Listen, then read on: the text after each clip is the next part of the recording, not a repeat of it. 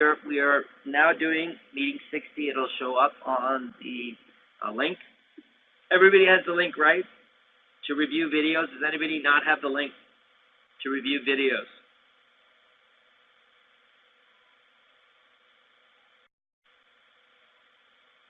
Everybody has it, right? That's the YouTube channel, yeah. Kelowna, you're good, right? So everybody, so a couple things, and I know this is review for some of you. Everybody should have this link that you're using right now as a favorite in your browser, so you can always come back to it. And the YouTube channel will always be updating, and you'll be able to view not only your videos for the new people, you're going to see all the videos. Please welcome to look at them all, okay? All right, so let us back up for a second.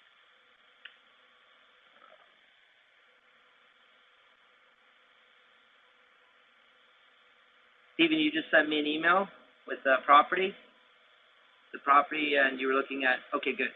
All right. Okay, so maybe we'll get to that tonight. Anybody else? Any questions? Anything you want to ask about?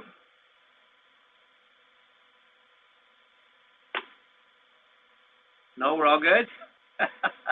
Okay, that's good. Nothing wrong with that. Okay, hold on 1 second. Okay, let's go to Stephen's email. Let's see if I can bring up that property. We can look at that. This is how we learn, right? We share these properties. And Stephen, I assume you're okay with me sharing this with the group?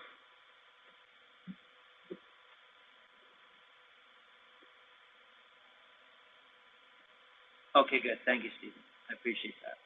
So does everybody else. Sure. Okay. So let's get that down. Go back here.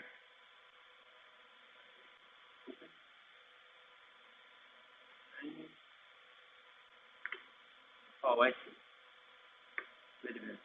This is...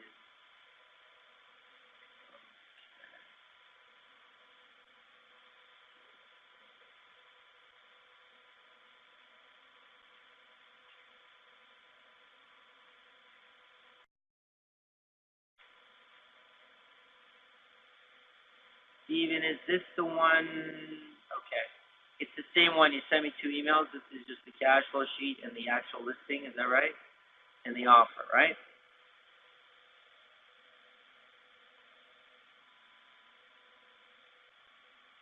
Okay. We'll go one by one. So let's look at the property first. There we go. I'm just going to take out the address. Okay. All right.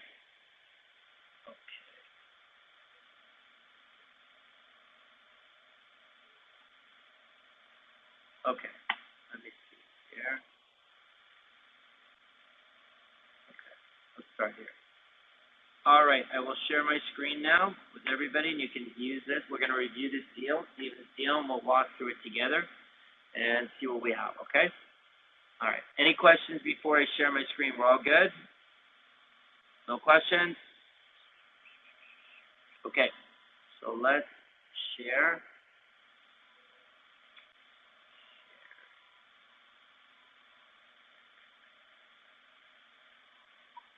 Right. Add new share.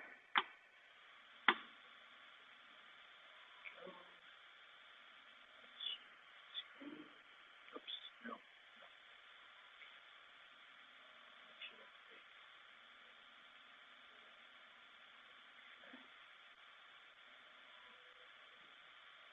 Here we go. All right. So here's the deal. Okay. I'm going to move that black box. Remember, it's you. I can't get rid of it. So let's make it a little bit bigger. Okay. Everybody see that okay? Okay. Let's start with the purchase price, which is $299. Okay. We have 4 units. We have average unit pay is $831. Rental income is $39,924. Okay. We have no vending machine, parking, or the other revenue, so it's $39,924. Anybody, anytime, please jump in and ask questions as we go through this material, okay? And I will pause and answer. So we have taxes are 6% of the revenue. The revenue being here, so the revenue is 39,000. 6%, which is this 2,400, is what we're paying in taxes. That 6% is representative of that amount, not this total amount. So 6% taxes we're paying. That's $200 a month. Okay, so everybody understand how that works? So this number represents against the value, not against not against the value, it's against the income, the gross income that we're bringing in. Okay, these are expenses. All right, so as we go down, we see insurance in 100, water, sewage. The water, sewage, so we're paying for that, right? So gas and water hydro lumped together by the seller data sheet. No worries. Okay, so this is an area of opportunity for us. We might be able to convert that. We can look at that as an option where we've converted the property so the tenants are paying that bill instead of us, okay? And we'd rather them pay it than us, okay? Because they they're controlling the faucet, okay? All right, so electricity was all lumped together. We have snow and garbage, $100. That seems a little bit low, but we'll leave it, okay? Water heater, $327, so it's probably rental. It's $31 a month they're paying for rental of a water heater. Looks like maintenance, $1,800. They gave you that number, Stephen, right? 1,800, which is about half of what we would allocate, but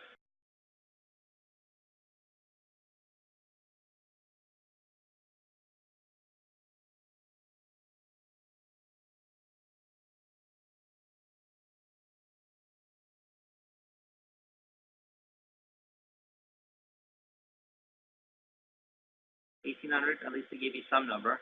$1,800. Then we have management, 7.9%. Is that somebody they already have in place? Stephen, do they have a property manager already for this property? They're not managing it, right?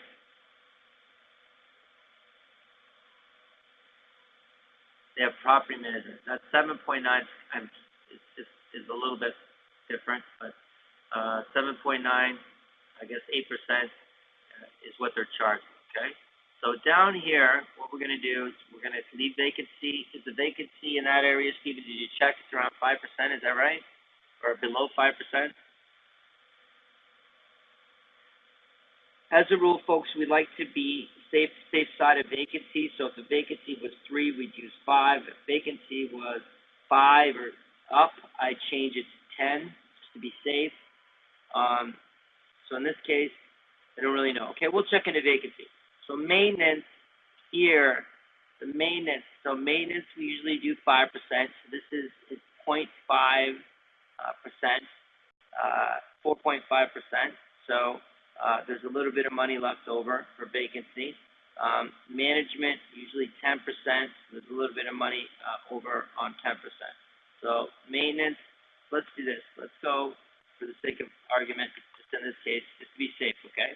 Let's go 10, right? And what we're going to do, even though these numbers are here, I'm not going to, your sheet, you want the accurate numbers, obviously. But let's just pretend for the sake of argument, that this was 0 and this was 0, okay? All right, just to get an accurate reading so it adds it all up. Is that okay, Stephen? Does everybody understand why I did that? Right, I took out those costs and just did our own 5, 5, and 10 as a standard, just to be safe, okay? Everybody see that? Okay, we're good, no questions? Okay, so net operating expense is 53.5%, net operating income is 46.5%, net operating income in cash is $18,548.32, okay? We've covered everything, like by changing these back, and Stephen, obviously the accurate numbers again are the most important to everybody, but just making sure on the safe side of costs, I'd want to make sure that all those costs are included, okay? Financing. So we have a first mortgage at 80%, and we can do 80% because it's 4 units, and 4 units is considered residential, and most lenders, almost all lenders, or is not committed to it's not commercial, so they're not going to have a problem. Team's not going to have a problem getting 80%. Second mortgage is 10% of BTB. Did you talk to them about the possible chances of BTB, Stephen, under financing?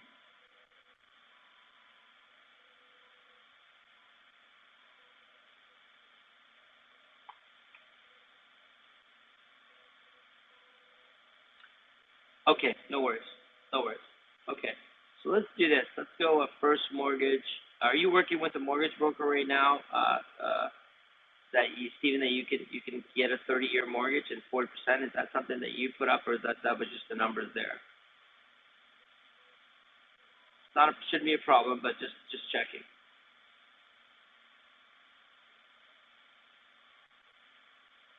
It's a mortgage broker. Okay, good. 4% is the rate he gave you? Excellent. Good.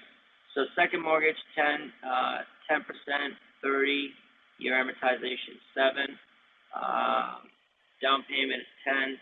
So in this case, Stephen, you're okay to get an investor, or you're going to put the money in yourself? How you doing, my friend? Glad you can make it.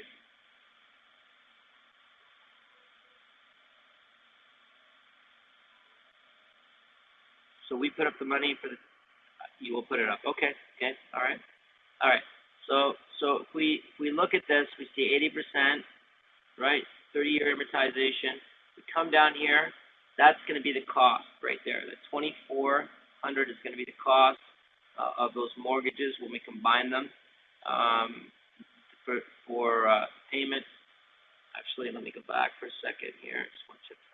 Okay, so these two. 6.2%. So this here, that's the total for profit loss. My apologies. This number is the number we're paying for financing. This is an important number too. We'll get in that, but profit loss basically takes into account the financing cost minus $16,000 minus net operating income. Okay. So let's do this. Okay, so $16,000 is going to take up 40%. 40% of that money as a cost. Was I in the wrong group? No, you're the right. You're good.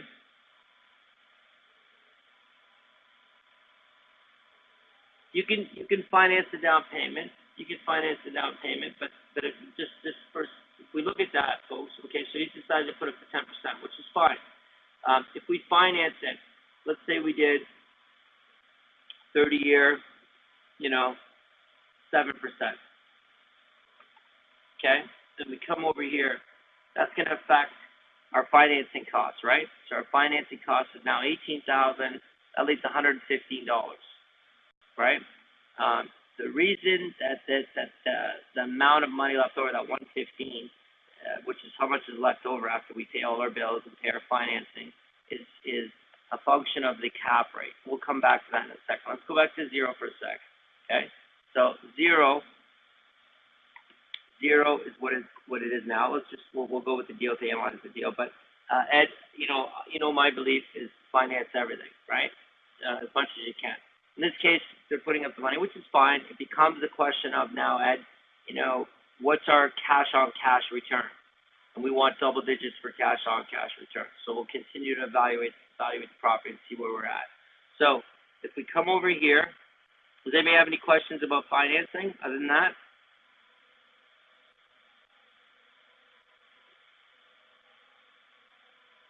We're good? Okay. The net operating income is $18,000. That's this right here. That's the income after we pay our expenses. When we come to financing debt service is going to cost us $16,062. That comes from this number here, which is the total cost of the financing. Okay, $16,062.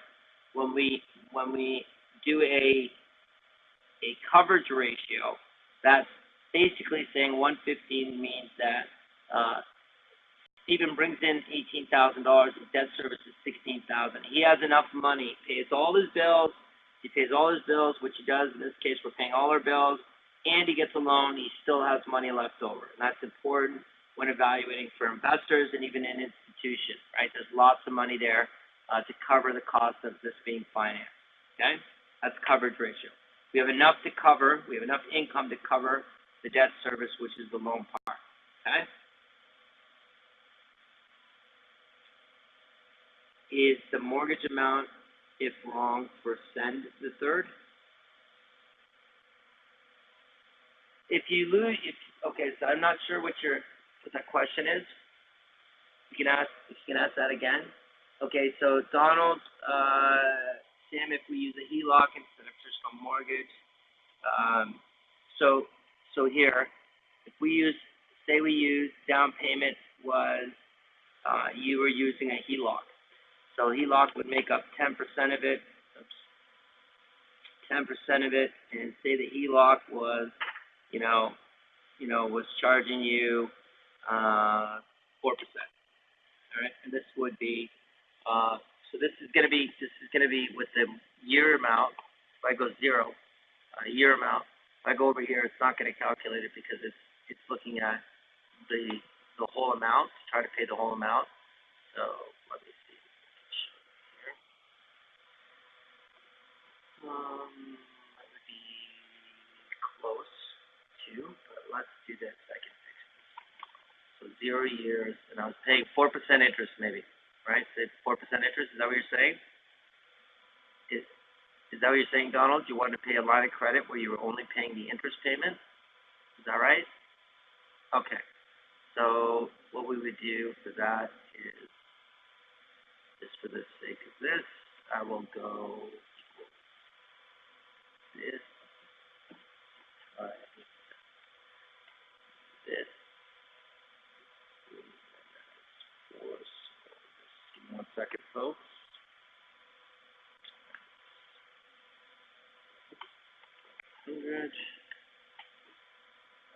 Divided by 12. Yep, there's your payment. So $99 basically. So $99. Total would be $1,200. Yep, that would be your HELOC. Everybody see that? All I did was do an interest-only payment to get that number.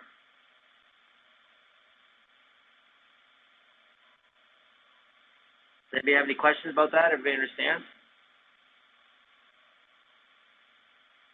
So let's leave that at percentage-wise 0, if there is no interest because he's putting up his own money.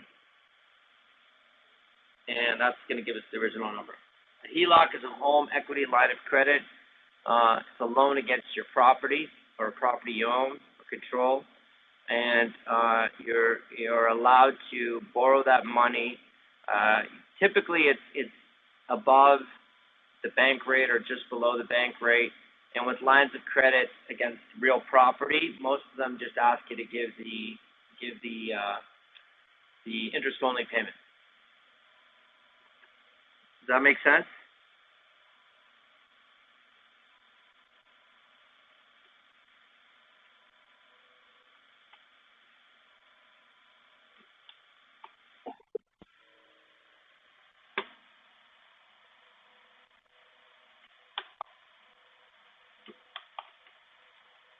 Okay, good. All right. So financing is good. Okay, let's go down. Coverage ratio is 1.15. We like to see the coverage ratio at about 1.2. That's not terrible though, right? 1.15. We'll continue to look. So cash on cash return is 8.29. So, we like to see double digits here. How do you feel about that cash on cash return? What's attracting you to this property?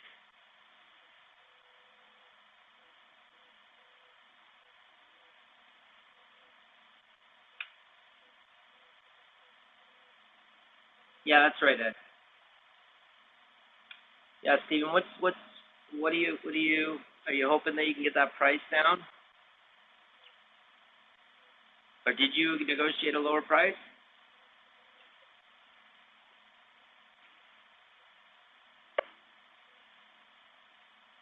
Okay. Okay. All right. Okay. Um, okay. So if we look at the metrics, 8.29, we'd like to see double digit, $51 per unit. So there's 4 units. We're going to make about a couple $100 a month. We'd like to see that about 75 per unit. GRM, gross rent multiplier, not terrible, 7.51, but we like to see that 6 or less. Current cap rate 6.2. I think that's probably the biggest thing that's hurting us right now is that cap rate. Starting the property with a 6.2 cap rate is straining it a little bit when we talk about financing and expenses. But 6.2% is, we like to see that 10 or greater. As you all know, cost per unit 75. I don't really worry about this one. Don't worry about this one. Okay? Don't even worry about that one. Coverage ratio is 1.5, not too much far off. It's 1.2. Okay? So we know that we need some work on this property, and we'll see what we can do to move it up. We can see now that the property, we value the property about $185,000. Up here it's $299. Really, that's a function of the cap rate, and because the cap rate is 6.2. That's where this 185,000 is coming from. Stephen, did you come up with a price that you offered? We'll look at your offer, but is there a price that you were, that you were working towards?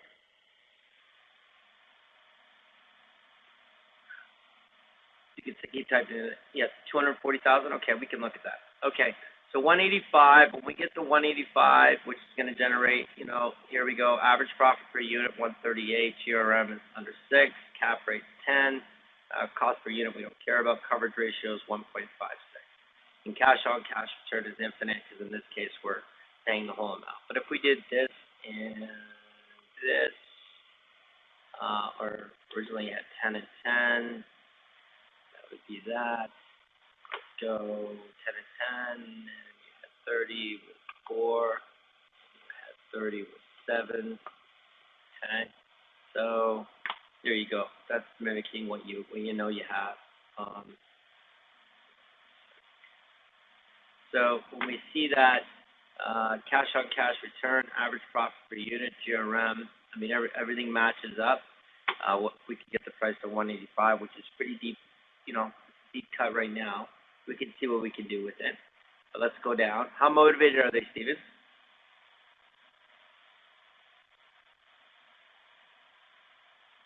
Obviously, if we can get the price with a better cap rate, 185, in this case, we're talking about 185, but at the end of the day, it's going to make us money. It's going to profit, and then we can go with the VTB numbers. First VTB with, this is the cash offer. This number over here is the cash offer. But you can see that the cash offer, and probably with this kind of property, I'd go 90, 100.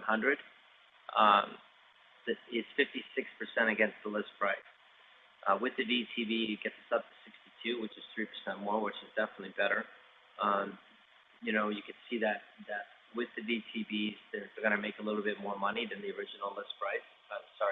Original price of this 185, but they're still going to be short in the way of against that list price. So we see that this one will get us 36% below 6 price, as well as this because the price is smaller, the difference is going to be less. So we'll get back to that. Does anybody have any questions about that? Evaluation so far? If anybody does, it's okay. You can jump in. You can ask anything you want. I just want to see something. So if we get this for 240. Let's see what happens in our numbers. Okay, so here, 23, now we're okay. Average profit, excellent. 6.6, GRM, perfect. Cap rate, a little bit low, but not horrible, a little bit low.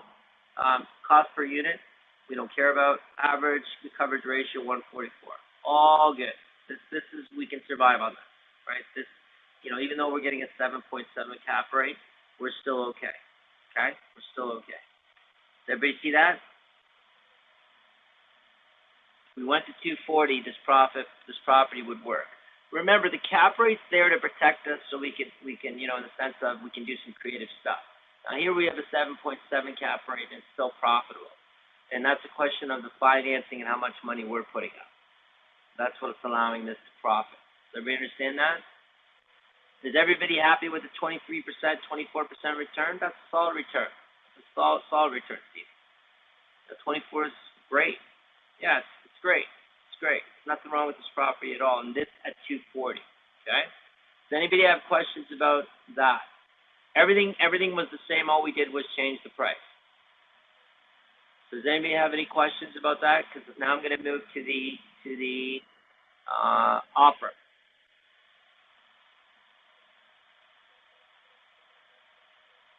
Okay, we're good? Okay. So let's move to the offer.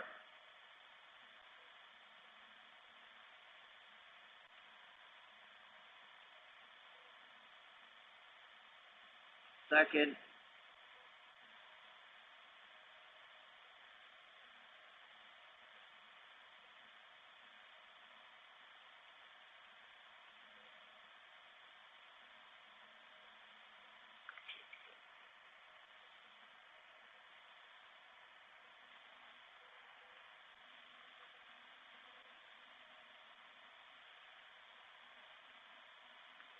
Okay, so I just want to verify that, Philip, sorry,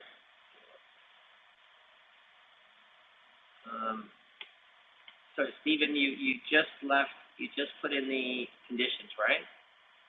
In your email?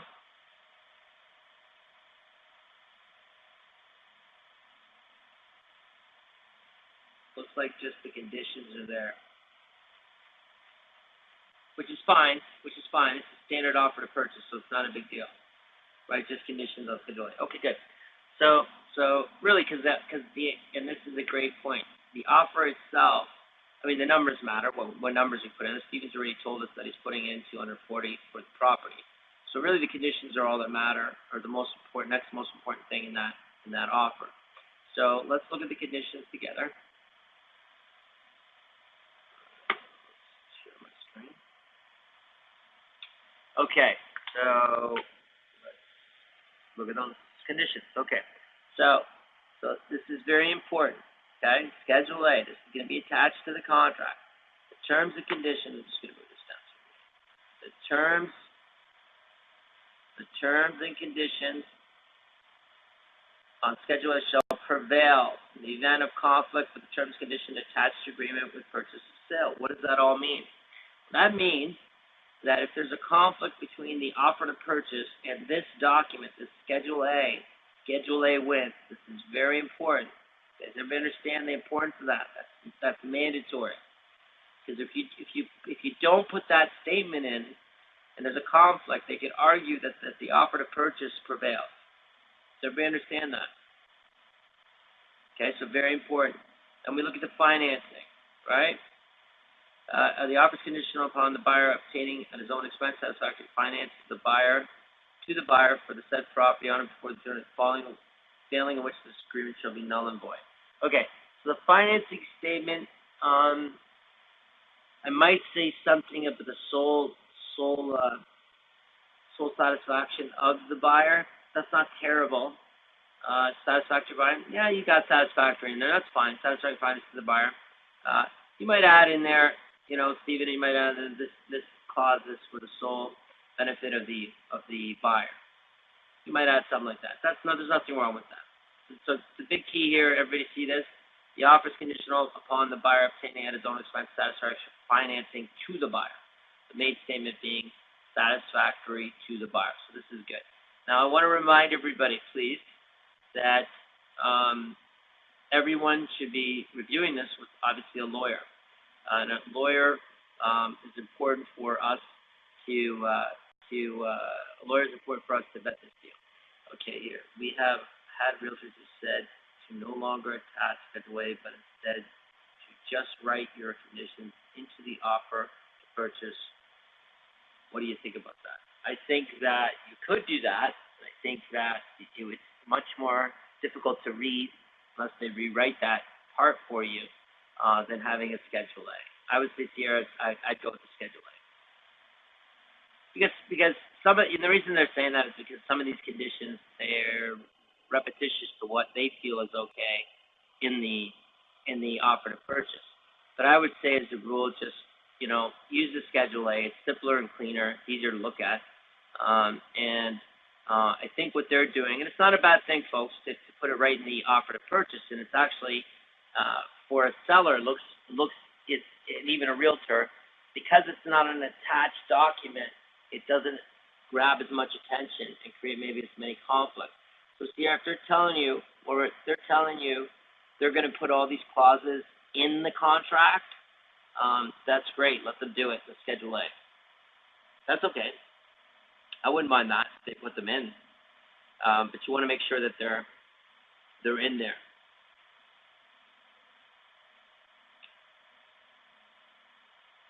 Yeah, that's right. That's right. It's right. If it was in the offer to purchase, it wouldn't attract as much attention. So I see the advantage of that there for sure. I just want to make sure that they're in there, right? And there's not conflicting clauses with the offer to purchase. But that being said, regardless, we're always going to use a lawyer to review that. And Sierra, if you do create, get one from a realtor that has these conditions in the offer to purchase, I'd love if you could share that with us. Yeah, and these are your outs. These are your exits. Very important. So everybody, new or old, always have to have these clauses in to protect ourselves to make sure that we are protected as we go through these properties. Okay, let's go to the next one. Income and expense verification. This offer is conditional on the buyer being satisfactory with the statements for the last 5 business days.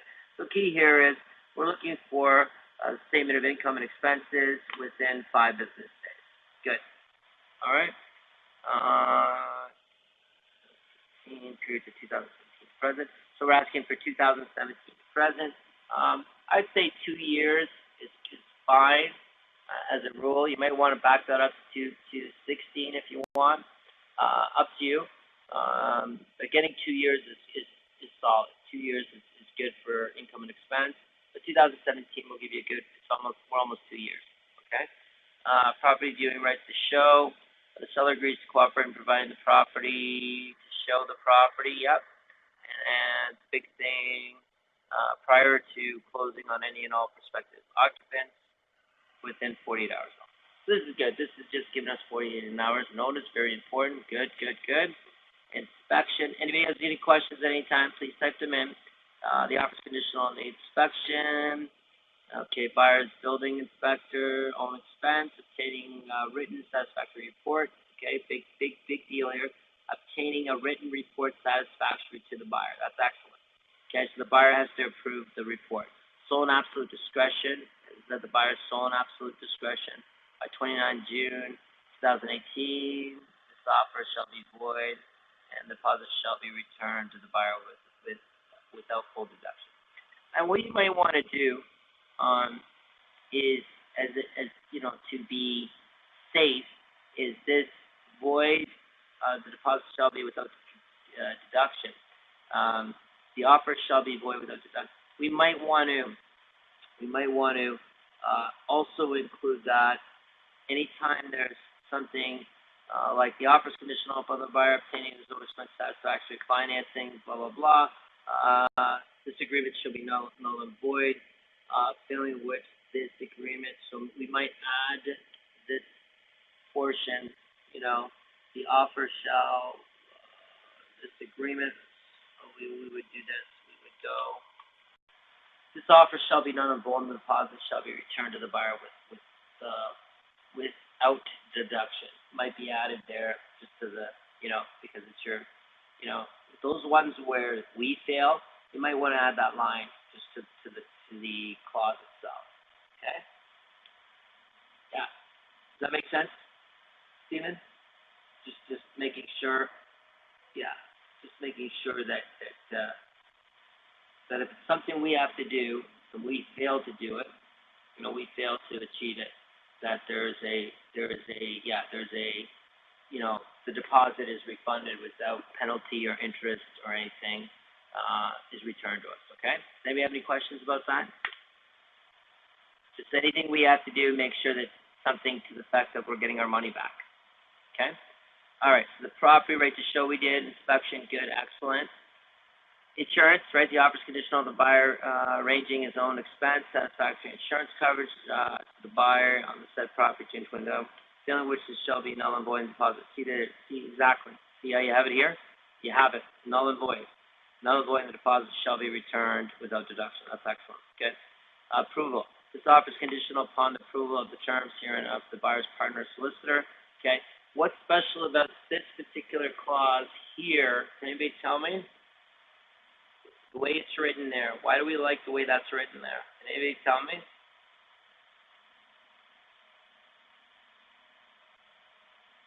Now, you might get pushback on this one, Stephen. Maybe not.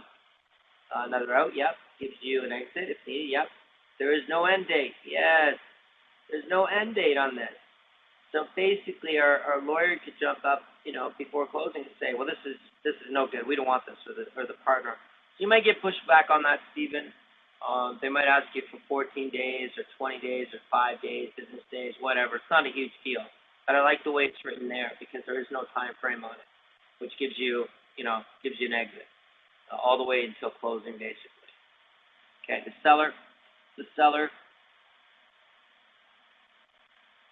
had that condition removed by other potential. Yeah. Stephen, I would say to them, no, I'm not going to remove it. If you're concerned about that, I need to have some sort of time frame in there. So it's okay for them to say, this needs, we don't like this clause, and you say why. That's right. Whenever someone doesn't like a clause, we always say why, and usually it's related to time frame. So Stephen, I would push back on this one. Everybody, I would push back on this one and say my partner does and my solicitor need to approve this deal. If the time frame's an issue, what are you comfortable with? Start with 14 days. 14 days, and maybe go down. Don't go less than 5 days. It's not a big deal, but you should have your lawyer review every contract. Everybody understands that, right? Every contract. And if you do have partners, they need to review your documents too. Okay. So on that one, Stephen, everybody, I would say no. I want that in. That's important. I want my lawyer to approve it, and my partners to approve it. If time frame's a problem, let's talk about that. Okay. Zoning, environmental, fire inspection. The seller represents the warrants. Okay, this is good. There's something close to this in the offer to purchase, but this is good. Never bad to repeat these things. The seller represents the warrants. The subject property has recently passed fire. Yeah, good. Retrofit, electrical, fire inspection, environmental, site assessment, zoning requirements. That's excellent. Legal seller agrees to provide recent documentation within 5 business days of acceptance of this offer. This is good. I like that, Stevie. Assignment. The buyer shall have the right at any time prior to closing to assign this offer to a person. Let's go back here. Buyer shall have the right at any time prior to closing to assign within offer to any person or persons, corporations, or existing incorporated, which the buyer may designate at his sole discretion, and upon such assignment therein, the foreign named buyer shall be released from any further liability. Excellent. Good. That's the assignment clause. Very, very important. Had the condition removed, but okay, we already talked to that. Then the last one, the seller or seller's representative agrees to spend a sufficient time. I think you told me about this guy. This guy was willing to spend some time with you. No. Does it remind you of a property? Oh, I don't know if it is actually. I took out the address. I don't even remember. My apologies. I don't know. This condition statement, I almost bought a property, but my realtor at the last minute found out that the property was formerly a grow-up. Seller did not even know. Yeah, that's important. That's important, right? That's this one here. That condition, is that the condition you're talking about, Stephen? Yeah, big deal, folks. Sometimes they don't even know. Now that he knows, it has to be stated. No one else, it's not like he can pretend it didn't happen. But Stephen, did you, that's an opportunity obviously to negotiate, maybe revisit it and see if, considering it was a grow up, there is a cost to fix all that, but it might not be worth it, obviously. But just, any problem that they have, we can see if we can get around it. If not, then no way. Yeah, no problem. Walking away is Yeah, too much risk. Yeah, there's definitely risk in there. You have to make sure that you cover yourself that way. Okay, so this guy told you that he would help you train, right? You train, you had it on the property. Is that right, Stephen? I remember you telling me about that. He said he would spend some time with you, this guy.